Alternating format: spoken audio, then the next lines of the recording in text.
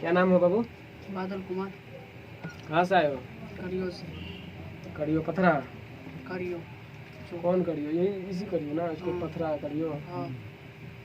कौन सी लेके आए हो? कौन सी गाओगे? गाना गाना। कौन कौन गाना? तोरा याद में। हमरे याद में गाओगे? कैसे गाना है? गा के सुना सबको। गाओ गाओ। तोरा प्यार में भलियोगे पागल, तोरा प्यार में भलियोगे पागल।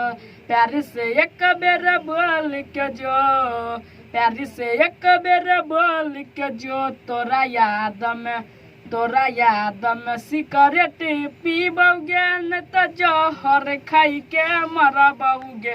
तोरा याद में सिगरेट पीबोगे न तो जहर खाई के मरबोगे।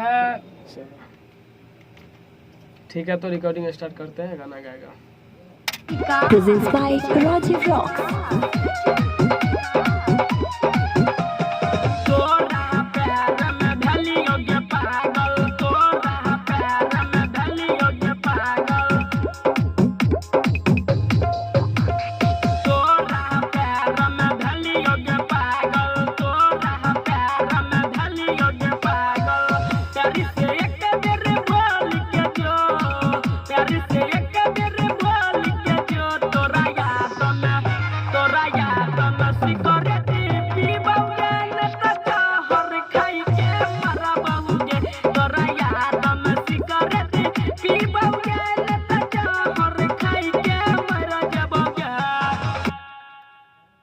चलो आगे गाओ।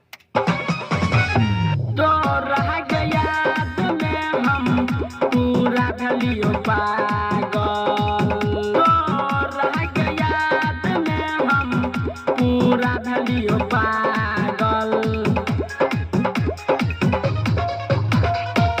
तो रह गया में हम पूरा भलियो पागल, तो रह गया में हम पूरा भलियो पागल। हमारा तुझर का नहीं जिहा जान गे। प्यार से एक बेर कह के जो, प्यार से एक बेर कह के जो। तोरा याद में सिगरेट पीबोगे न तो जहर खाई के मरबोगे। तोरा याद में सिगरेट पीबोगे न तो जहर खाई के मरबोगे। आगे गाओ।